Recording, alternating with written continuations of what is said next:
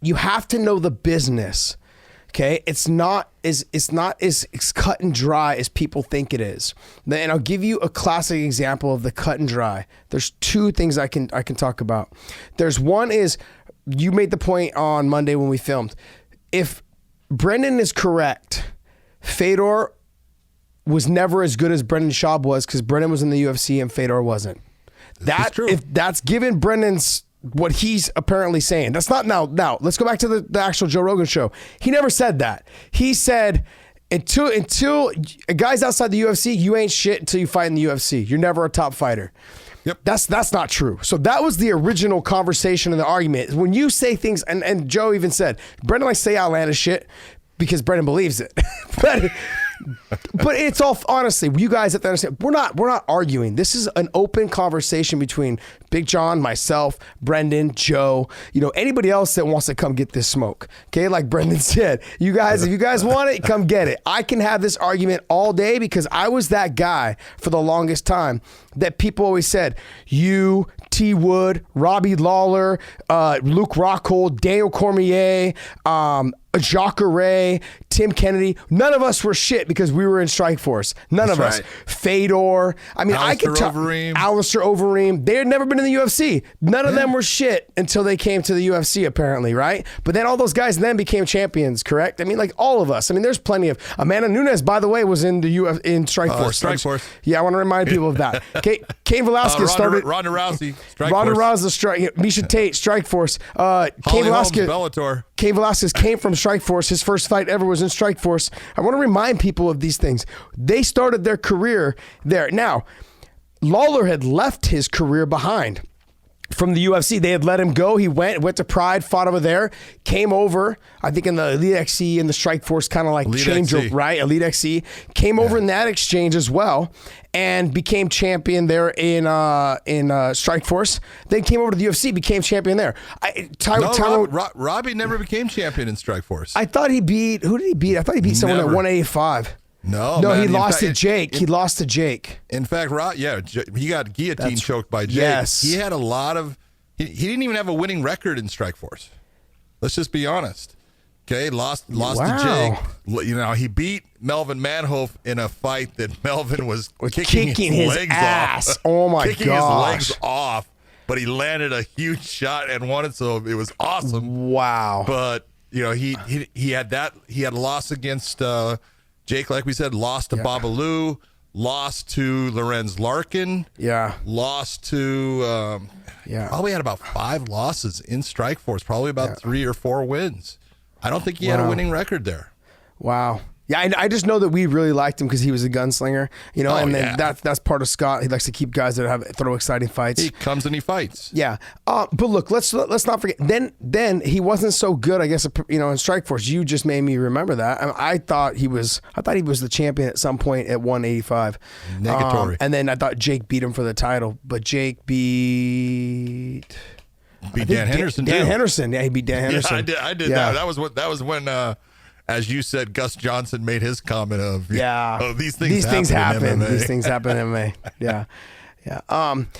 Look, you guys, the conversation, it's a conversation between Brennan and me and Big John. It's not an argument. I'm not here to pitch an argument. I'm not arguing with no one, okay? Look, it's okay to have differences of opinions. We're not getting into this argument. It's not an argument. It's just that Brennan feels his way and he's entitled to his opinion. And I feel a separate way because I was in the business for 22 years and I was considered, I guess I would consider myself like kind of a top 10 fighter, top 5 fighter my whole career. Sometimes I was ranked number 1 in the world for a couple of years. So I was okay. Like, I feel like I speak from experience when I'm telling you guys this. Look, we as guys that came from Strikeforce, you're saying that they weren't shit until they went to the UFC. And maybe that's here. Maybe what did Chael tell him? Perception is reality. Perception is reality. Okay, which is a very nice way of saying, well, if that is your perception, that is your reality, you truly believe it. It may be wrong, but you're believing it, and so if that is your perception, then that's reality. And I thought Chael was being very kind with his answer and very diplomatic and political also.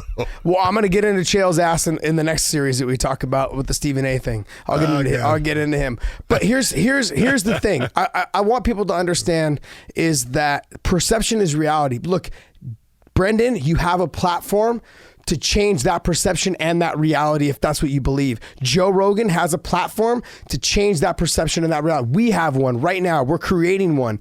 We have the ability to change the way people think about this sport. And to continue to say what you said is actually keeping the sport locked down and not allowing it to grow.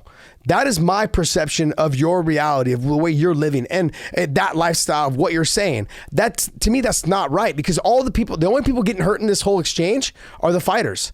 Yep. The fighters that are involved are the ones that with our platform could make this this sport grow.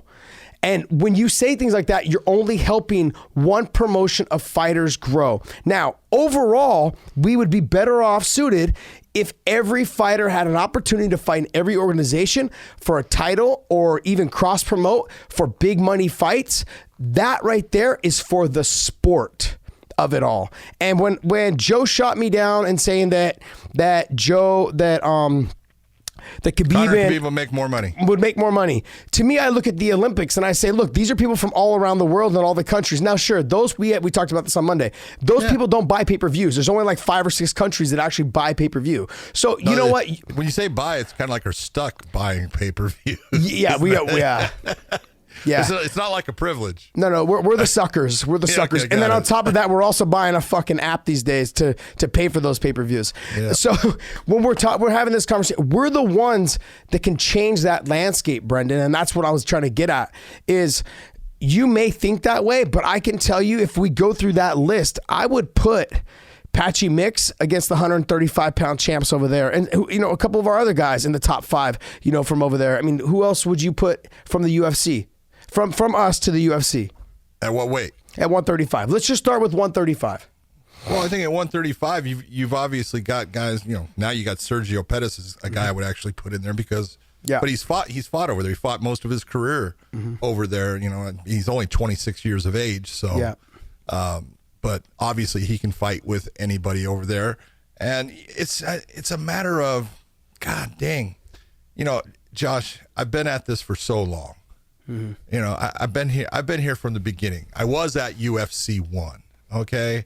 I was kind of part of that. And then I ended up, being asked to referee at UFC 2, but people have no, I get these things all the time. You're just a referee, stay in your lane. It's like, yeah, you should be kissing Dana White's ass because you are who you are because of him. And I'm like, yeah. Okay. Interesting. Yeah. It's because, truthfully, Dana should be kissing my ass in some ways because if it wasn't for some of the things I did, there wouldn't have been a sport. But people don't know about that stuff, just like Brendan doesn't know about that stuff. Yeah. And it's not for him to know. It doesn't matter now. That's old crap. But everything that has happened, and this is the one thing that I say overall, I love the fact that the UFC did what it did in, when Lorenzo and Frank Fertitta, they lost a lot of money and kept at it and finally got it to the point where, man, it started to explode. It started to grow at this exponential rate, and more casual people started becoming fans of MMA. Now, if you're going to tell me that if the UFC had died back then, would the sport have died? No, the sport wouldn't have died, but I don't think it would have been what it is now. So, because the sport grew because of the fact that the sport came up just about at the same time that the internet was coming up. And that's what, if you want to go back to the old days, I'll talk about the old days and what happened. But I ended up in court, so many times fighting for the life of mixed martial arts and the UFC, we'll say. And, I was always presented with the same arguments from these attorneys who had people that were their experts that had perceptions of what we were doing in the sport of MMA, perceptions that we were doing things that were going to get people killed, perceptions that we were evil, perceptions that fighting the way that we were fighting was dirty.